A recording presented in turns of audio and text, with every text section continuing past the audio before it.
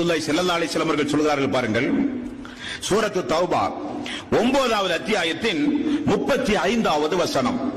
இந்த வசனம் மறுமையில் மனிதன் அப்படியே எழுந்து நிற்கும் பொழுது ஒரு செல்வந்தனை குறித்து சொல்லப்படுகிற வசனம். அவருடைய செல்வங்களை எல்லாம் எடுத்து வாருங்கள் என்பான் அல்லாஹ்.